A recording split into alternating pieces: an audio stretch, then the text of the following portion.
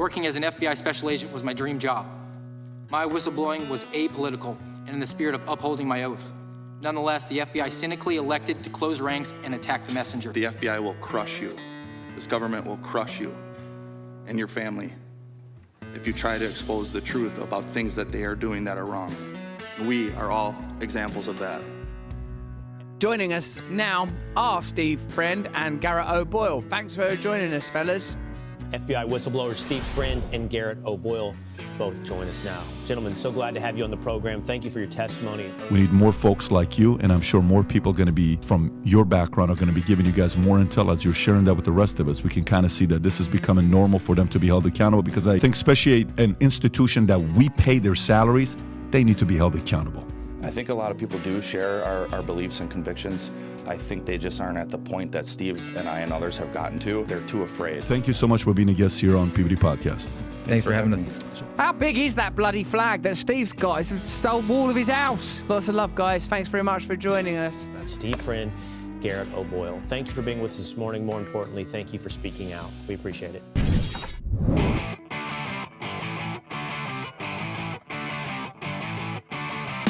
You're in the information age, but facts are in short supply. Reject the noise, ask bold questions, and pursue the truth with FBI whistleblowers and founding suspendables Garrett O'Boyle and Steve Friend. This is the American Radicals Podcast.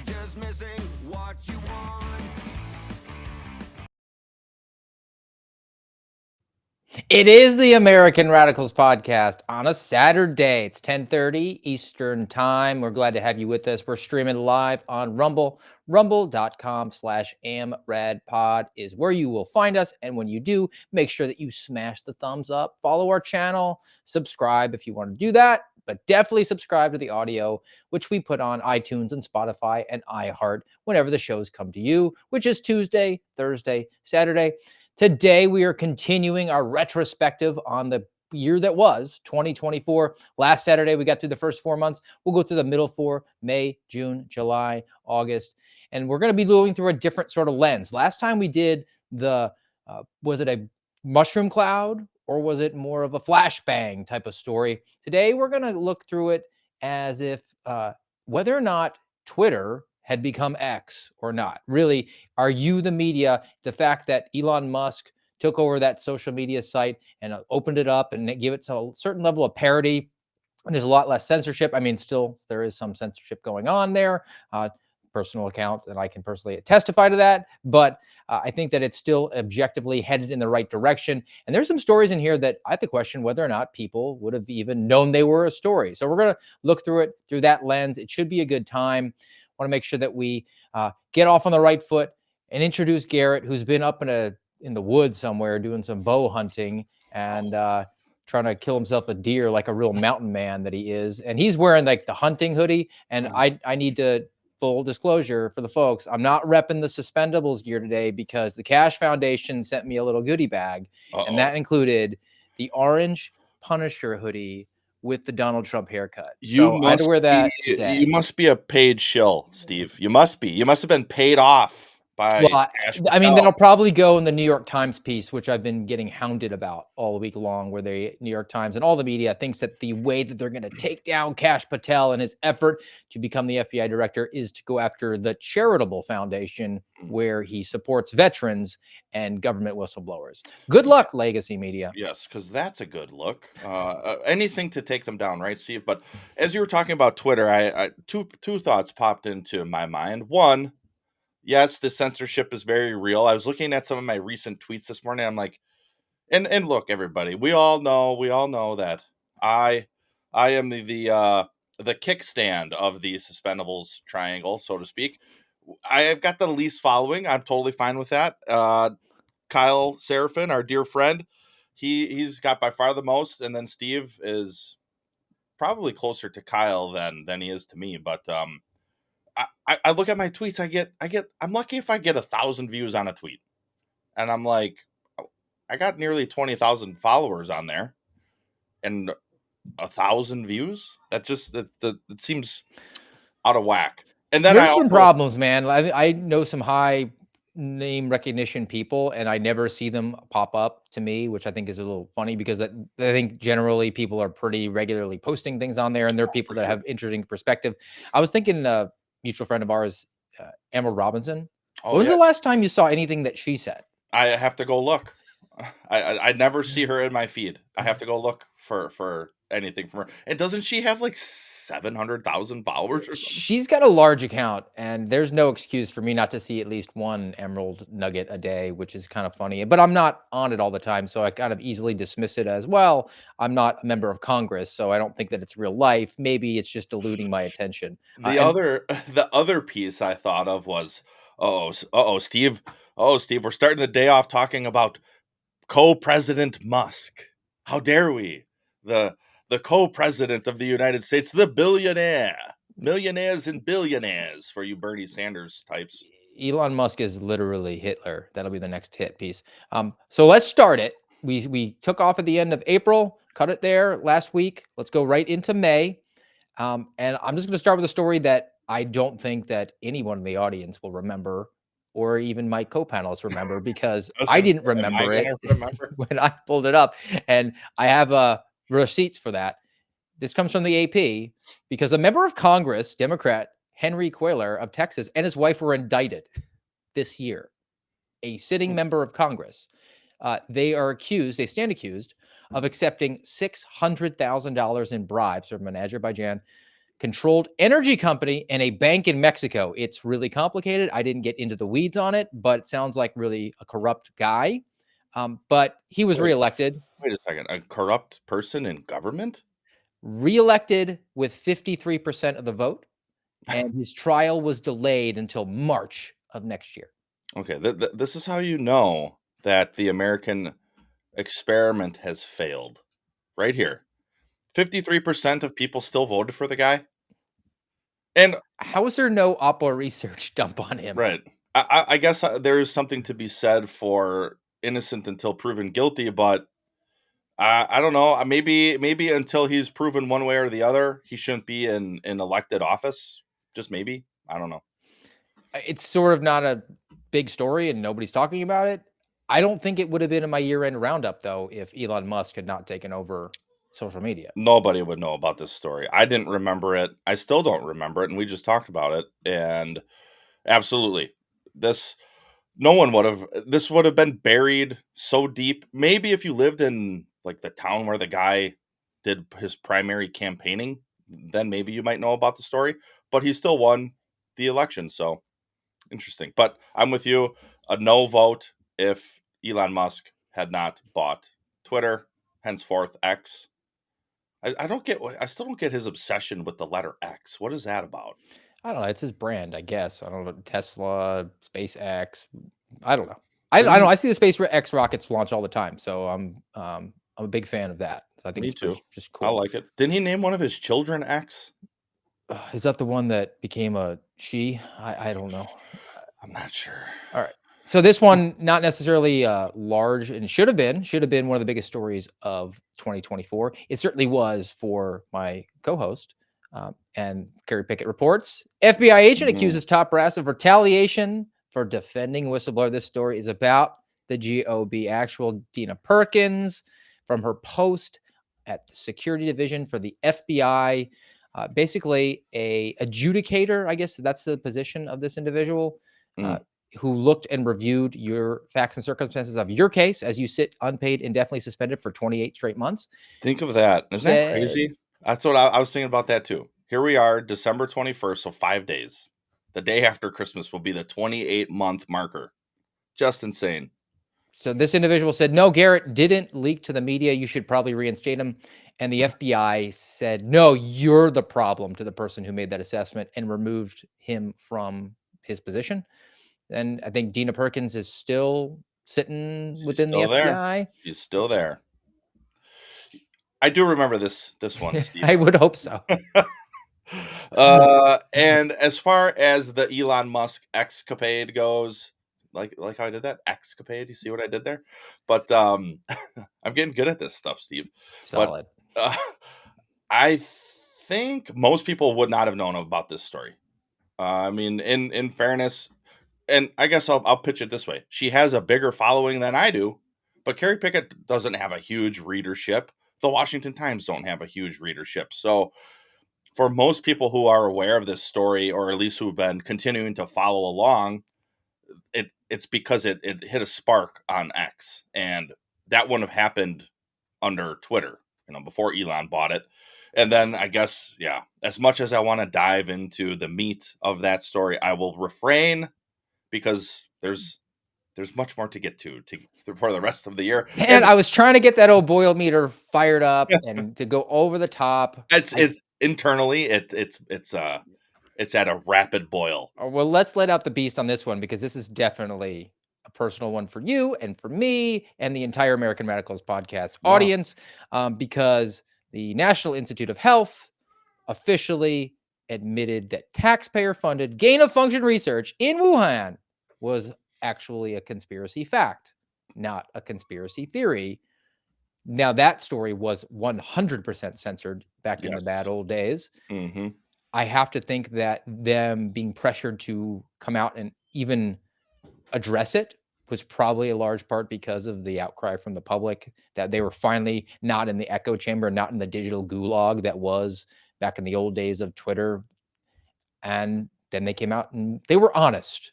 So they should all be in prison, right? Yes, that's exactly where they should be, Steve. Nowhere else. If not prison, the gallows, or maybe if not prison, we could put them. What were those called? The stocks, Stockades. the stockades. Throw tomatoes and lettuce heads at them. Yeah, and I would settle for that for, I don't know how. Let's see, 5 years. Put them in this in the stockade for 5 years, and You really are an ACLU attorney from the 90s.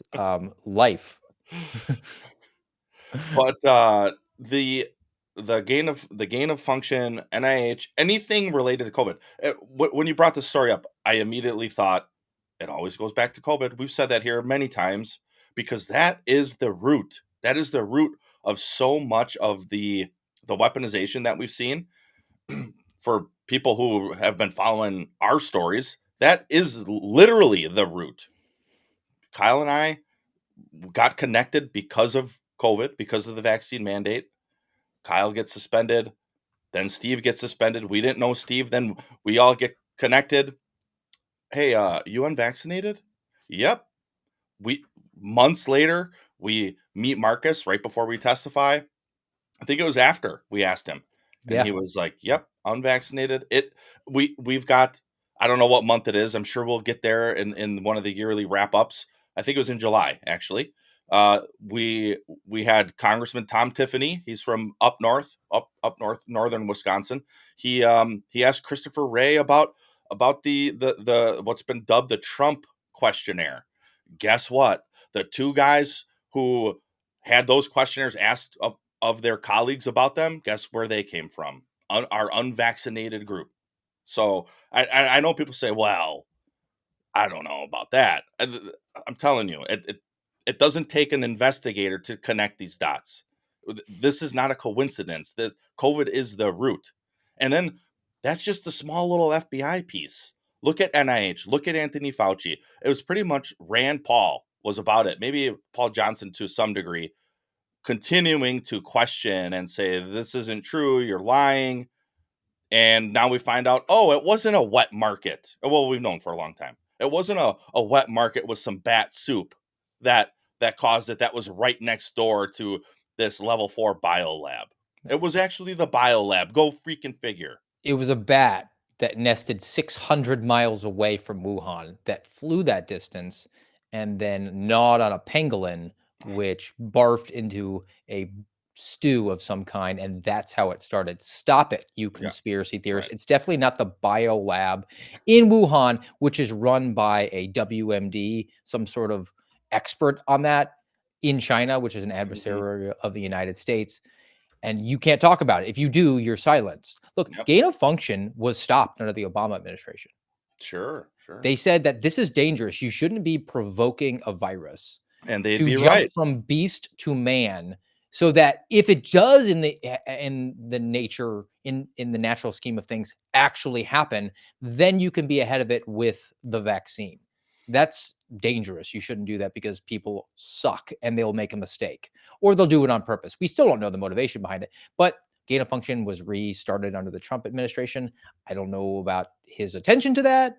Maybe it was just started because NIH gets a whole load of money and they were going to do it because they believe in the greater good. And the greater good is not even saving more people. It's just lining their own pockets, as Anthony Fauci did for 4 decades. Yeah. Let's go off this one. This is a good one. And it's Harrison Butker, who put himself This is one of the best. independently, This is one of the best right here. put himself out on the biggest limb when the stakes were the highest. Not the jerk NFL players now who do the Trump dance when they score a touchdown after the election. Spare me. I think I'm so over that. This guy went out and actually delivered what I think is probably one of the most boring speeches. I mean, newsflash, husband loves wife and is grateful for her support, and they have a great partnership, and he feels fulfilled, and so does she because they have children together. And I don't think that that's a particularly paradigm shifting ideology, but apparently in 2024 it was a flashpoint, and it deserves to be mentioned because this is probably the biggest story in the first half of the year, culturally speaking, if we're not talking about girls and boys playing in the same sports together. For the ladies present today, congratulations on an amazing accomplishment. You should be proud of all that you have achieved to this point in your young lives. I want to speak directly to you briefly because I think it is you, the women, who have had the most diabolical lies told to you. How many of you are sitting here now, about to cross this stage, and are thinking about all the promotions and titles you are going to get in your career? Some of you may go on to lead successful careers in the world, but I would venture to guess that the majority of you are most excited about your marriage and the children you will bring into this world. I can tell you that my beautiful wife, Isabel, would be the first to say that her life truly started when she began living her vocation as a wife and as a mother. I'm on this stage today and able to be the man I am because I have a wife who leans into her vocation. I'm beyond blessed with the many talents God has given me, but it cannot be overstated that all of my success is made possible because a girl I met in band class back in middle school would convert to the faith, become my wife, and embrace one of the most important titles of all, homemaker.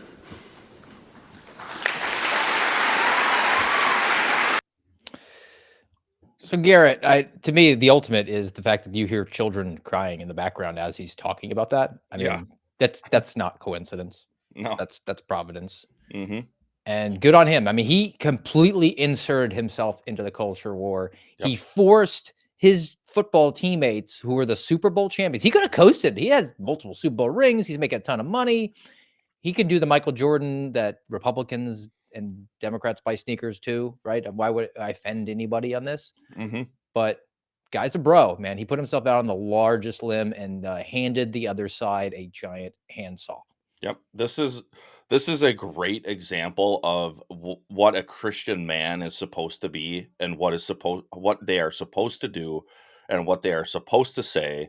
He's not angry. Look at the guy. He's brought to tears because of what it has meant to him for his wife to, his words, embrace her vocation as a wife.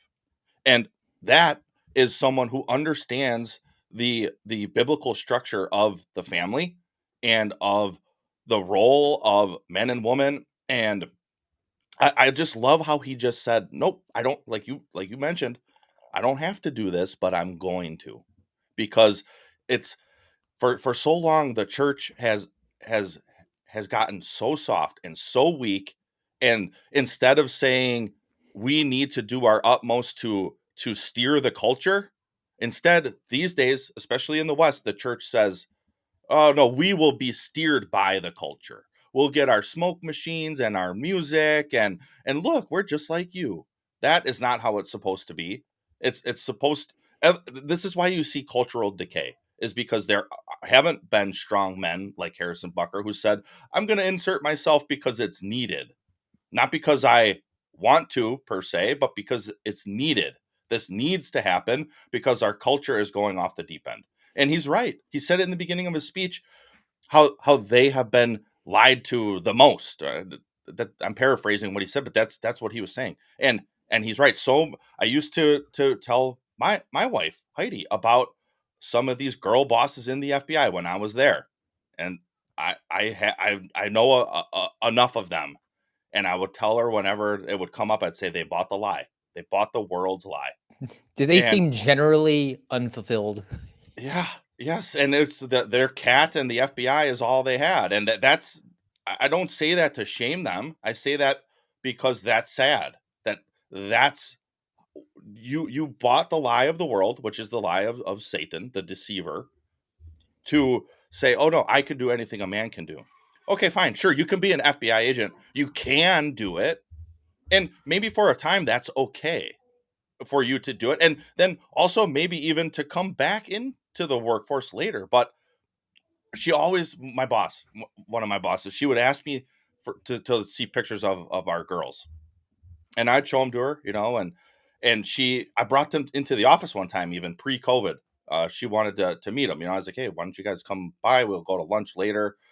And she would always talk to me about them. Whenever she'd come by my desk, she'd mention the pictures I had, which are actually sitting in a box over here, because I've refused to open these boxes that the FBI sent me, Steve, because maybe once I get reinstated, I'll take them with me and open them when I decorate my new desk. But I'm going on a tangent now. Anyways, I love this Harrison Butker story. I remember it. I think this story would have gone viral, as the kids say, either way, because the legacy media wants to hang Harrison Butker for these words. And then the Twitter sphere says, well, at least half of the Twitter sphere says, this is our guy. Look, he's a champion. And not just in the Super Bowl sense, but in the man sense. And so, yeah, I think either way, it was going big. And his jersey sold out. So that's also a good which thing. is a great point. Yeah. All right. Let's touch the third rail just briefly, because you got me feeling really good and I got to bring you right back down and really anger the audience. But we need to talk about the bombshell revelation that the FBI authorized deadly force at the Mar-a-Lago raid. Oh, gosh. That former friend of the program, the great Julie Kelly, who reached out to us privately, and we reached back privately and said that you're not accurate. There's other things you can talk about, and then she said that we're still feds running a Fed op. Mm-hmm. Yep. How's that working there? I noticed that box in the corner of your children's photos is not on a desk, so yeah. I don't know. I would have to quibble with her evaluation of whether or not this is a long-term Fed op. Yeah, but I think it's worth remarking about because of the power of social media, because the impact that did have on the election. I compare it really to the Tina Fey, Sarah Palin impression. There are people who still believe that Sarah Palin said that I can see Russia from my house. There are people that voted for Donald Trump that truly believe that the FBI put out a kill order for Donald Trump. Yeah. And it's a big story. Huge. Again, with man, Steve, you did it, man. You did it. Yes, you did. You did.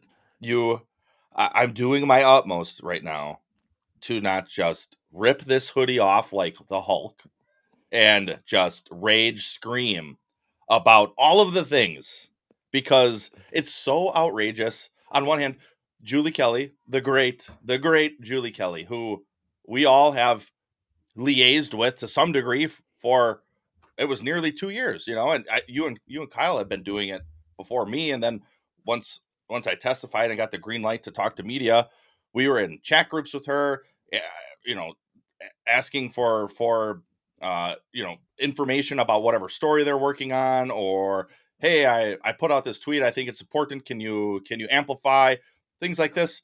And it was fine. Everything was fine. And we were looked at, I think rightfully so, as the FBI experts. Go figure. Why wouldn't we be? And then this Mar-a-Lago thing comes out. Well, first it doesn't. And, she thinks it's this huge smoking gun, this deadly force policy. And then when we give her the answer she doesn't like, she runs with it anyways, because she knows it's going to get a lot of clicks. And then suddenly it's sowing seeds of discourse as if we're still government employees, as if the government would be that capable to do something this extravagant for this long.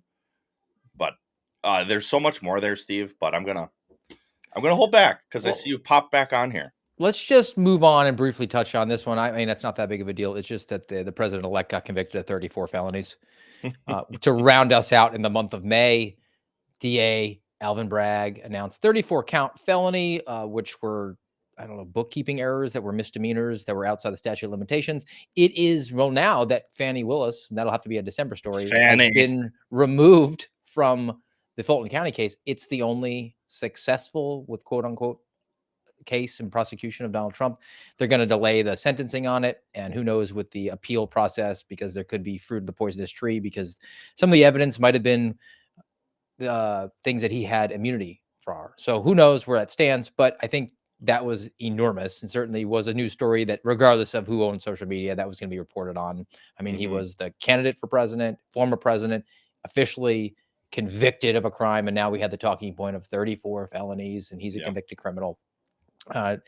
Let's go to a couple of them rapid fire, I think, just because they're FBI, they're suspendable related, but we covered a lot of them. And sort of this look back involves not just things that were big for the entire country, but things that were big to us on this show. I want to make sure we remind the audience of things that we tried to bring to them at the time that maybe since the American Radicals podcast audience has grown, they didn't know we covered it. So let's just give them a reminder. In the month of June, Marcus Allen, he's won his settlement.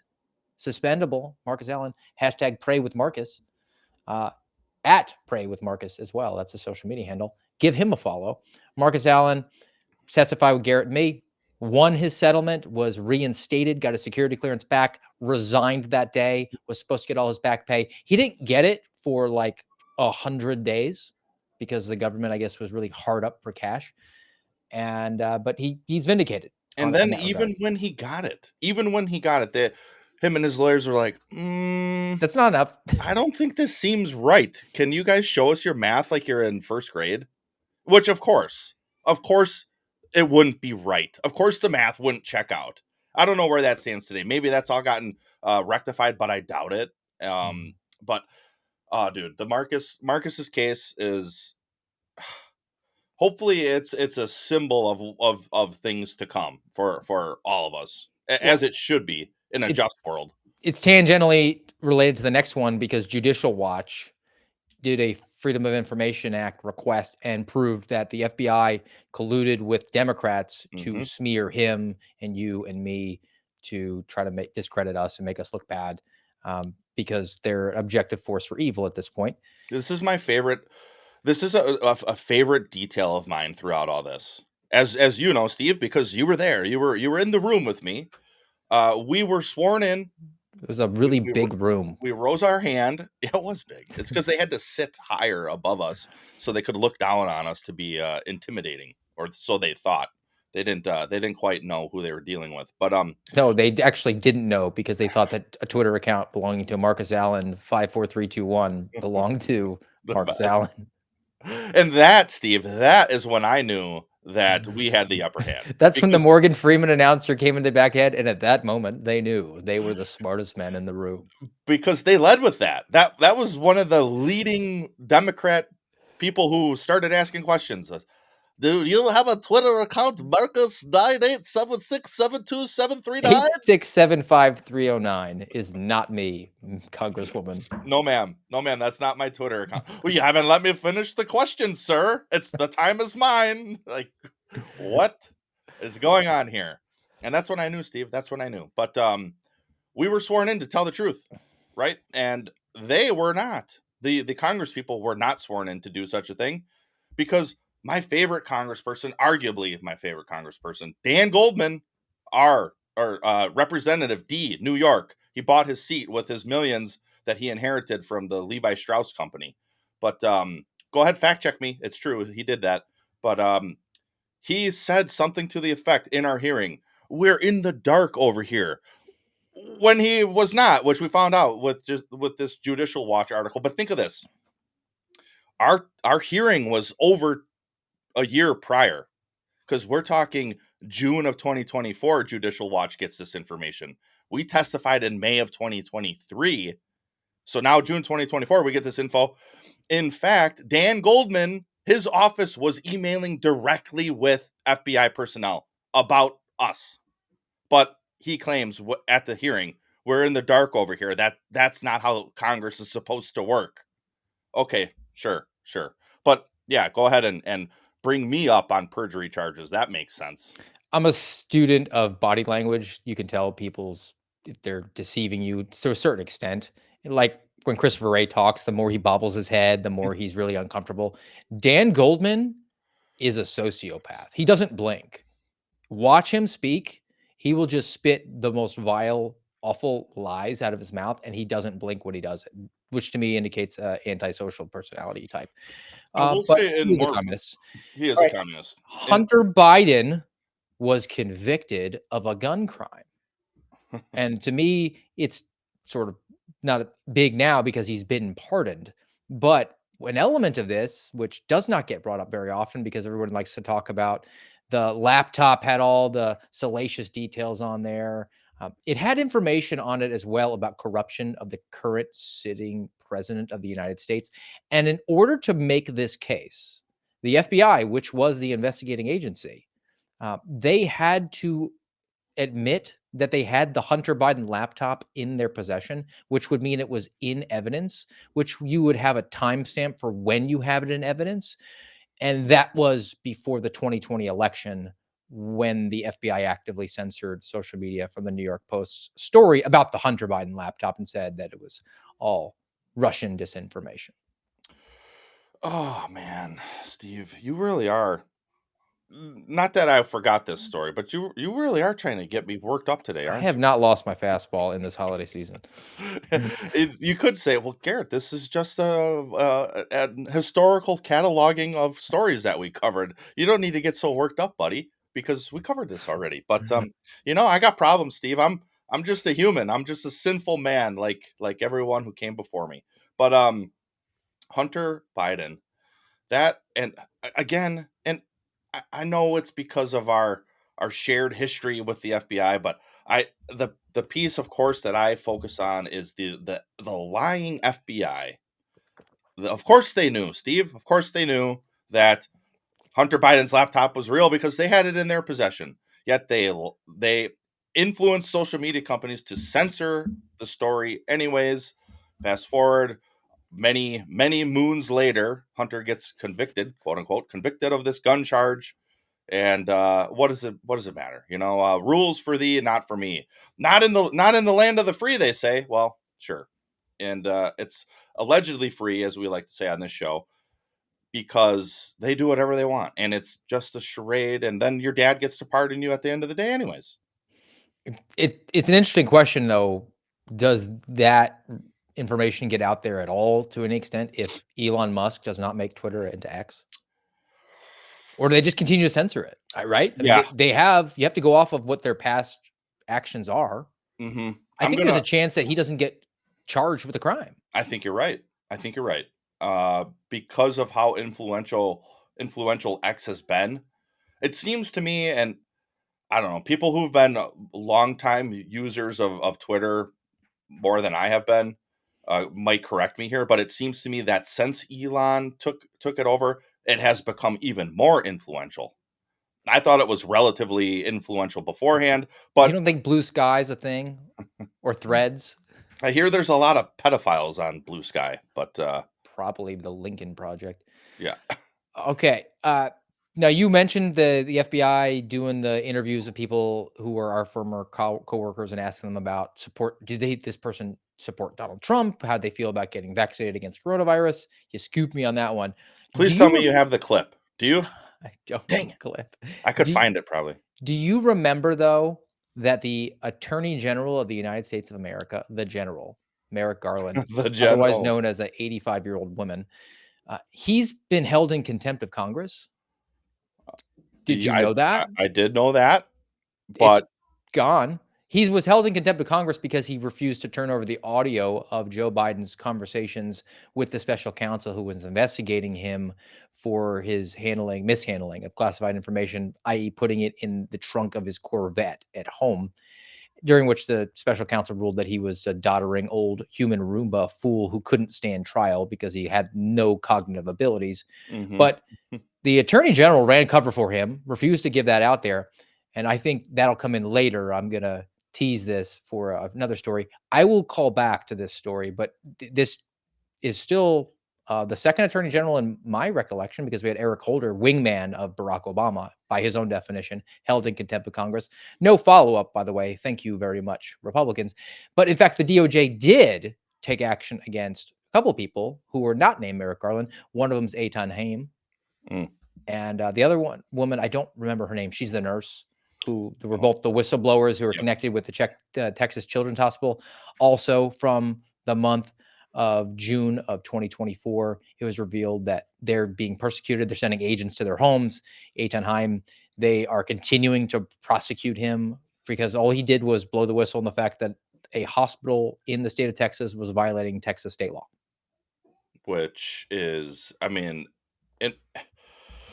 oh, Steve, I know I mentioned recently how I talked to Eitan because he had some FBI specific questions. And I swear, man, I swear. And I try to be I try to be pragmatic and objective when it comes to FBI information, whatever it is. A press release, a tweet, a story, a headline I see. Authorization of deadly force during a search warrant. Probably the peak. Well, you know what? Actually, I'm grateful you bring that back up because that's the perfect example. I don't want to be seen as some FBI simp or some dude like, man, they destroyed your life. What are you holding water for them for? Because oftentimes they are not doing the right thing in the right way for the right reason. When it comes to a deadly force policy in law enforcement, that's not it. That's the same thing as, this guy was on their radar. They got 3,500 tips a day. Right. It was probably First Amendment related activity. Unless I see something that is substantively supports that, they were looking at this guy and they thought, he's a terrorist, but we like him. He's a good terrorist. We'll leave him alone. Mm-hmm. I kind of always err on the side of grace for that. Yep. But now take this Houston hospital with Eitan, and I should be better with the names. So I follow her on X, but I don't remember her name off the top of my head. Now they're getting harassed. I think the FBI agent's name is Jeff Nichols or Peter Nichols or something like that, which we should absolutely name his name, which I think it's Jeff Nichols, pretty sure. I think Nichols is correct. And there's no question that this story doesn't get any attention if there's not an X. I mean, you have the actual United States Attorney's Office that's saying that he has to stop posting on X. Right. Because he doesn't have a First Amendment right. Yeah. Because he is making their job harder by being honest and exercising his rights as an American citizen. What I despise about that is, what month are we in? June still? Are we in June? Yeah, Pride Month, man. Pride.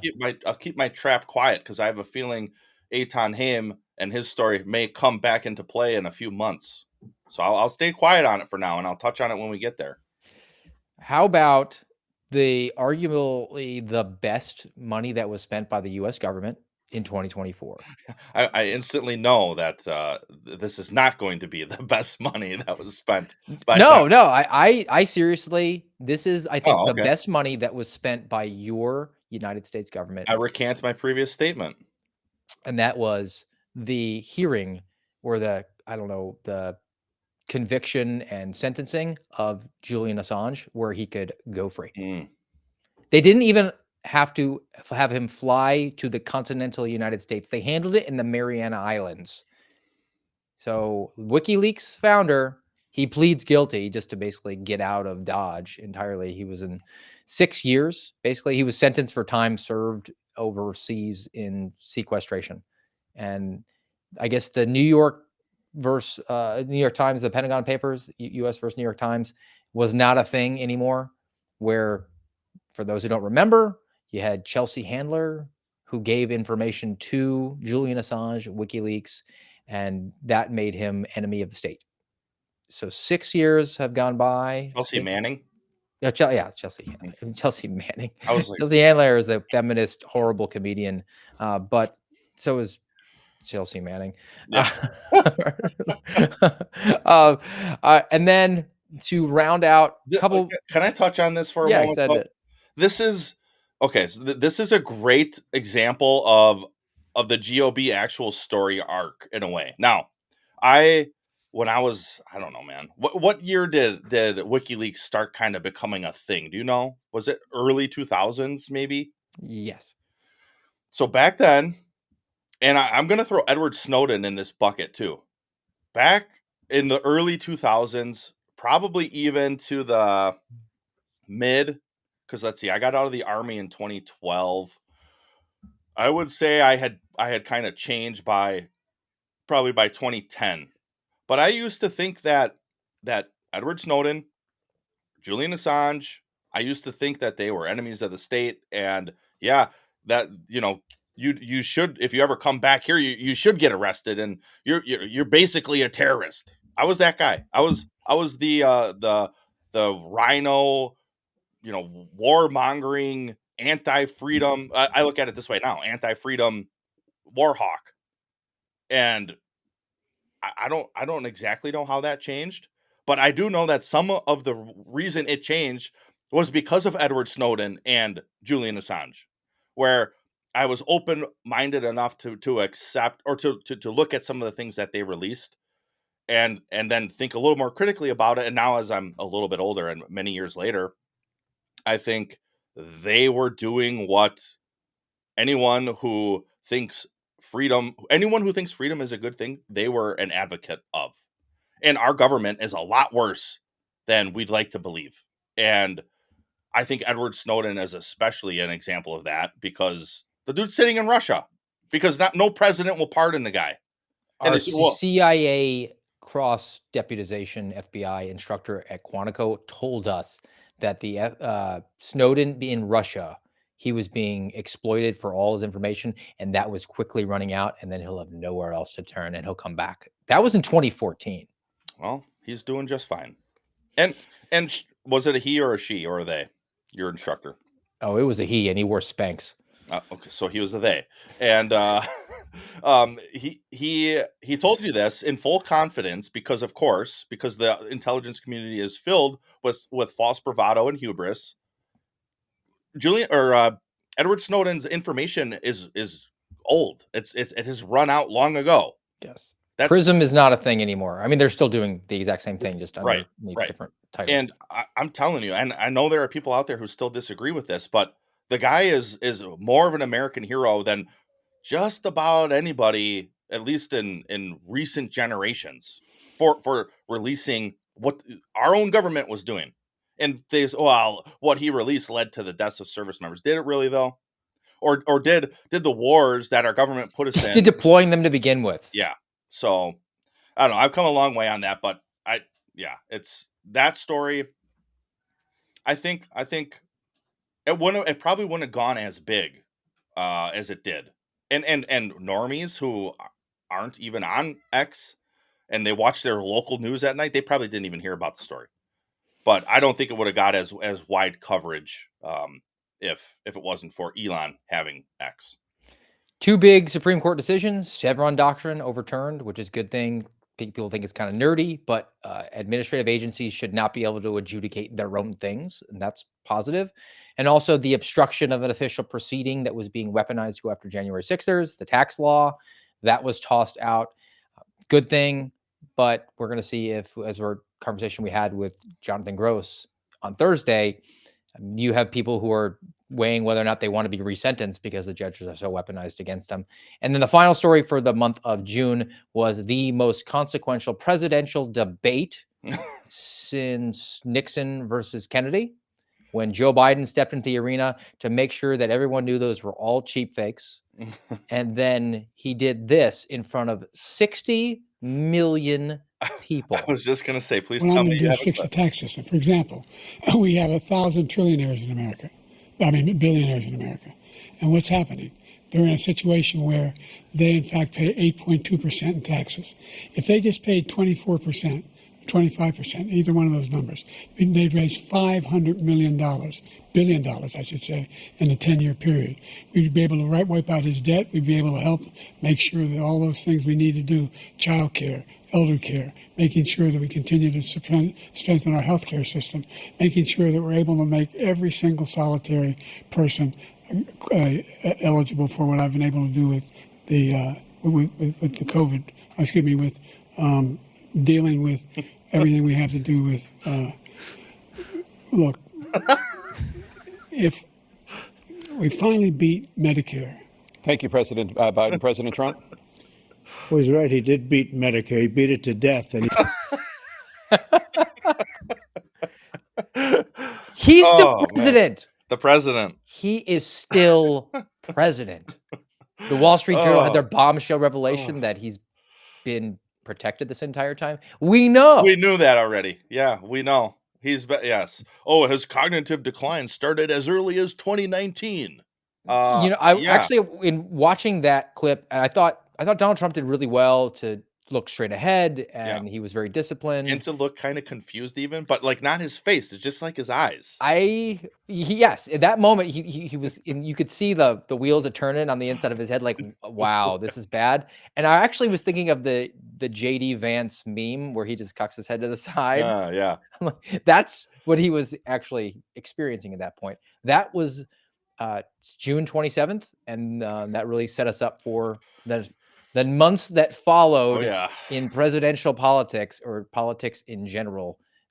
So let's move and churn these out. Does that clip contain the part where he says, I don't think he knows what the hell he's talking about? Yes. So Donald Trump we're in July. He wins his immunity case at Supreme Court. July, man. Big month, folks. Yes. And then, he gave this really, I don't know, kind of boring speech in Butler, Pennsylvania about immigration issues.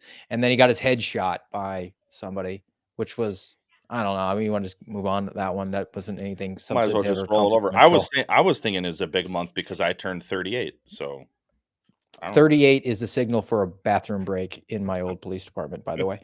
All right. So, but in all seriousness, you have one of the most consequential 2 to 3 week periods in presidential politics in our lifetimes, maybe ever. Yeah. You have Joe Biden crap the bed at the debate. Then you have Trump the winning human Roomba. Were you calling him the human Roomba prior to that clip? TM. I've had it since he was a senator. Okay. All right. The immunity case was going to be big because of the prosecutions against Donald Trump. You've had the Butler, Pennsylvania assassination attempt where we get the image of the fight, the chanting USA. And look, that's been diagnosed up and down and sideways that moment. You're going to have that as an image forever. I think that the conversation needs to be had about that being maybe one of the most underreported stories because it's gone bye-bye for the last 5 months. Right. I think to the fault of Donald Trump. I think his campaign kind of let it go. I don't know why. He should have been selling merch on that one. But that weekend, you have that happen on Saturday. Right after that, like 12 hours later, the classified documents case was dismissed against Donald Trump by the judge in Florida, because she said that Jack Smith's appointment was unconstitutional. So now all of the DC prosecutions are starting to look like they're going to fall apart. And then you have JD Vance, the meme, the headcock guy, get nominated to be the vice president for the Republican Party on Monday or Tuesday following the assassination attempt at the RNC. And then Joe Biden drops out of the race. Dude. And this is my callback to Attorney General Garland. I think in the stories it was reported that Barack Obama and Chuck Schumer and Nancy Pelosi and Hakeem Jeffries all colluded together, and they got Kamala Harris, and they said, you are going to do the 25th Amendment to him, and he'll be out anyway. So we'll say, Joe, step aside, keep your dignity, what's left of it, when you're not saying that your butt's been wiped on live TV. If you don't, then we'll 25th Amendment you. And I think Garland was part of that. I think Garland said, I will release the tapes if you don't. And then that's when Jill Biden, the necromancer in chief, said, we got to get out of this thing. And Joe Biden dropped out, and then using letterhead that did not have the White House or the presidential seal on it. So the intern or AI typed up his I'm withdrawing letter. He endorses Kamala Harris to be the nominee for president. July was like one just smorgasbord of stuff. That was all that happened. Dude, when you lay it out like that, it's insane. Well, it was insane already. And even if you thought back, to July and just thought of a few of those things, maybe the bigger ones that stood out, like the assassination attempt or Joe Biden dropping out, you'd be like, dang, dude, that was a crazy freaking month. But then when you listed off, all of those things happened in July, all at once. Essentially, I mean, pretty much all at once, within days of each other. I mean, if you go back to June 27th, you're about 5 weeks, so 35 days. There could be history books written on those 35 days Yes. into the future. Like, we have children, young children. I mean, that they're living through a time where they're going to have their children say, like, what was that like? And they're, I don't know, I was playing Pop Warner. You know, Steve, it might be a good follow-up to your bestseller, True Blue. For those of you looking for a late Christmas gift, go to your local bookseller or Amazon.com and order True Blue, my journey from beat cop to suspended FBI whistleblower now. Do that and then send it to 935 Pennsylvania Avenue, Northwest, Washington, D.C., care of Christopher Wray as a Christmas gift. But so he can find out what happens in the FBI. In all honesty, though, somebody does need to write that history of just June 27th through August 1st of 2024. And I'm talking a thick history where you're going into every detail of each event. That would be because that's crazy, dude. It seriously is it might be the most insane month in my life, minus September of 2001. I'm serious about that. It's absolutely bonkers of a month of things that were happening. I mean, or the lockdowns, the coronavirus lockdowns. I mean, it's just so consequential. Yeah. It is crazy. And especially when you think about how there are movies and books written at length about the JFK assassination. Yeah. Butler doesn't get anything close to that. Nothing. Right now. I mean, we weren't alive in the 60s. I have to think if X was a thing in the 60s, there would have been a lot of conversations about that. Yeah. More than, I don't know, for a couple of weeks until the next assassination attempt. Mm-hmm. Dude, could you imagine? Man, we ought to do some type of alternate history where we come up with tweets that would have happened during the JFK assassination and conspiracy theories. And I think the government killed JFK. All right, so there, I said it. Now I probably can't have a secret clearance. Oh, boo-hoo. But could you imagine the tweet? Like, I'm thinking of the stories we've covered just today in the couple months of 2024. I'm thinking of Hunter Biden's back tattoo and all the conspiracy theories about the lakes imagine what it would have been like, Steve, if people a few decades ago would have had X run by Elon Musk. Oh man. It would have been epic. Things quieted down in August, and as we're rounding out the show, I think we'll be able to get through these pretty quickly. So the one that I have, no, I have two links. So let's pull this one up because Tracy Beans should get the credit for this, exposing it. A friend of ours as well, Sonia Labasco, involved in that as well. And that was the exposure that Tulsi Gabbard was placed on the Quiet Skies program. This was a massive gamble politically when you think about it. The rationale for this, we believe strongly, is that Tulsi Gabbard said mean things about Kamala Harris and Joe Biden on Laura Ingraham. So they put her on a watch list for terrorists. And I think Tulsi Gabbard was trending towards an endorsement and support of Donald Trump. But I think that probably was the last push into being a really vocal advocate for it. And I can't help but really love the fact that she'll be in charge of ODNI if she gets through the confirmation, which is providing all the intel to the very people at Homeland Security that are supposed to be getting that intel to create these watch lists. Mm-hmm. Which best type of person to put X or Twitter on that one, Garrett? It would not have gotten the attention it deserved if it wasn't for X. It really wouldn't have. I mean, I think that's plain and simple. You've got someone like Tulsi Gabbard who was a rising star in the Democratic Party. She crossed streams with the wrong people, which to me, I could be wrong here, but I want to say that started with Hillary back in the 2016 run-up for president. And she's basically been ostracized from the party since then by and large, and then fast forward a couple years, she starts going on kind of like conservative-ish leaning podcasts. I think of like the Jocko podcast she's been on a number of years ago now, and some others in that stratosphere. And she keeps kind of creeping to the right a little bit. And then this happens. Quiet Skies. And man, Quiet Skies, that's a whole nother topic.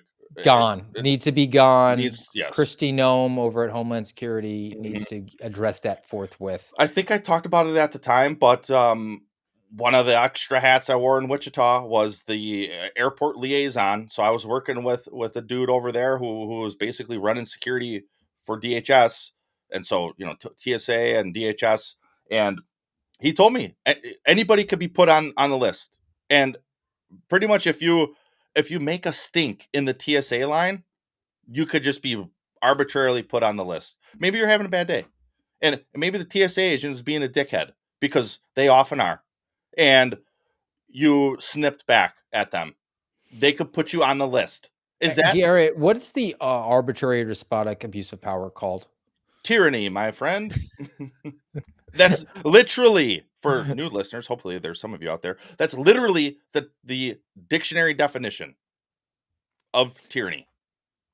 Let's talk about another tyrant. Tim Walz got the nod, probably the worst decision by Kamala Harris, arguably throughout the campaign. I mean, she had lots of them, like saying that she worked at McDonald's, or saying that she couldn't think of anything mistakes that she'd ever made, then citing child care and when she doesn't have children, thinking that she could bribe black men with weed. Yeah. I mean, there's lots of criticism, but I think passing over, ooh, you like that? The Passover of Josh Shapiro to be your VP selection when he was the governor, a very well-regarded, successfully electorally, won by double digits in Pennsylvania, a major swing state. Passed him over, got Tim Walz, who is the 14-year-old girl with the Hello Kitty backpack. Makes me very uncomfortable. You've called him a pederast. I think that's probably pretty spot on, but he is definitely somebody who, and it was exposed, had some stolen valor. And for you, Garrett, Twitter or X? If it wasn't for X, I don't think we would have known. I forget the precise name of the handle, but there's a, I think it's actually just at Stolen Valor. There's a dude out there. He's a vet. He does these deep dives. He does FOIA requests on vets, and I know he was putting stuff out, and that was getting lots of traction because he doesn't have a ton. He's got more followers than me, but it's not like one of these million follower accounts. And then there Not are like Julie others. Kelly. Oh no, not the great. But yeah, if it wasn't for X, it would not have. I don't think it would have hit how it hit, because when something starts to catch on, the way X works, it spreads it more. Like, oh, this one's sticking for some reason. So that's how the algorithm kind of plays it out. And then the bigger it gets on X, the more likely it's going to leak into Normieville, which it did to some degree, because you would see other various news clips, like I don't know, Scott Pelley or whoever asking questions about his service, or news articles popping up about it. I don't think any of that would have really happened without X. Not to that degree. So we move on to, and look, we would be derelict in our responsibilities as podcasters to not dunk on the members of Congress that took our information and screwed us over for 2 years. Oversight, Judiciary, Ways and Means, 3 committees for the U.S. Congress. They issued a 300-page report, otherwise known as a strongly worded letter, about Joe Biden committing impeachable offenses after he was no longer a candidate for president in August of 2024. Then the last story I have, which I will throw up, is from RFK. This NPR reports that RFK, he's going to join Team Tulsi, and he officially throws his support behind Donald Trump. I think that this was important because he brought some coalition with him, and he also introduced the new Make America Healthy Again, which is a pretty spot on and interesting and novel and idea into the campaign. And I think that was probably a big help for Donald Trump going forward in the final few months of the presidential campaign. For sure. I mean, the X way or Twitter? X certainly amplified. If it was Twitter, I mean, it would have been buried. It would have been buried because that's what it happened under Twitter is they buried stuff that they knew would motivate people or they knew would increase the chances of their enemies. And that's literally how they look at it, is that you're their enemy.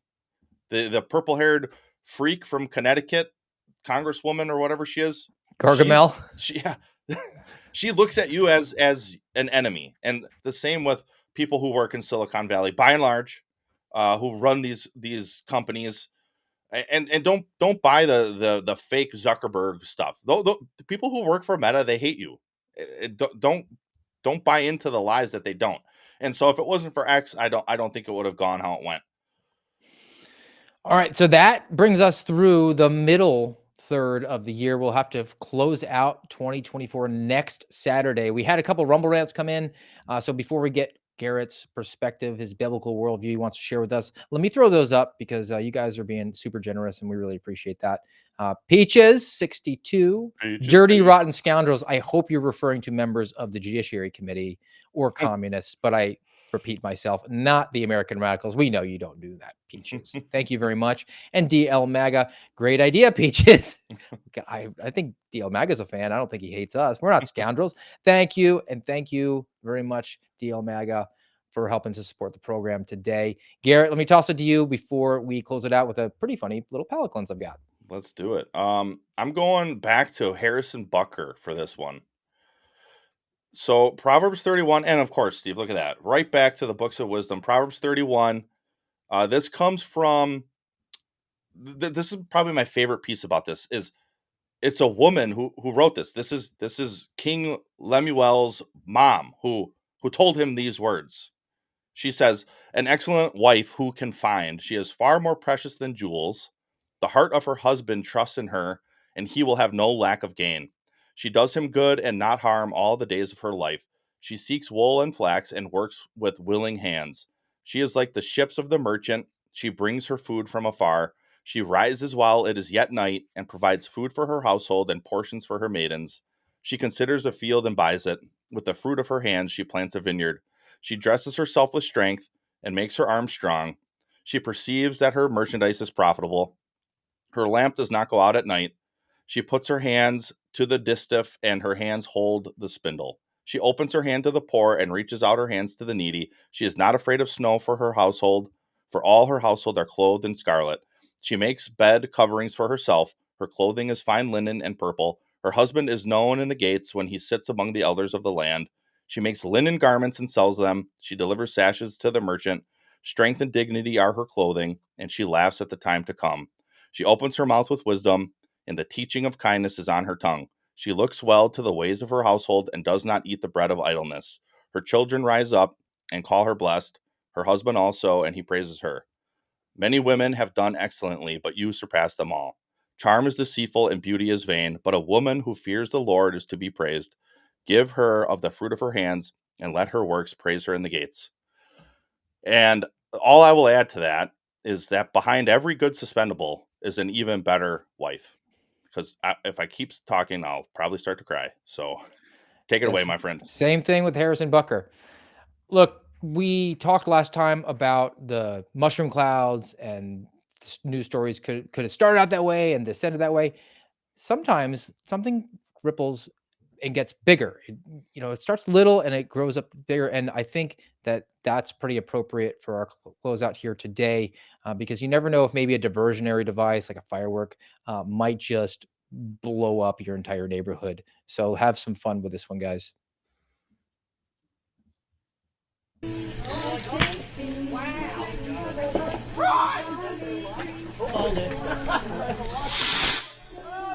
going to be right there. You cannot stick it in the ground. It's not going to work. Who did that? You got to put it in the shoe.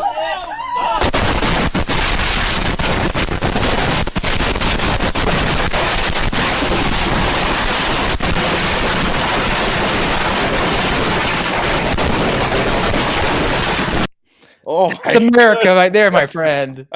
That's insane, dude. For those listening, that was a whole pack of fireworks that exploded underneath a minivan. You should not do July 4th that way. No. All right, so let's do this today. Let's say goodbye. And again, thank you very much, especially to you, Peaches and DL Maga, for the Rumble Rants. Guys, I hope you have a great, spectacular weekend here. We'll be back with you Tuesday. It'll be a holiday week, but we always are working. So we'll be back with you on Rumble, rumble.com/amradpod. Until then, guys, have a great weekend, and we'll see you on Tuesday.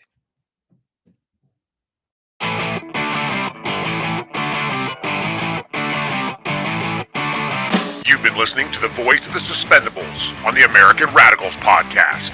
Follow us on rumble.com/amradpod.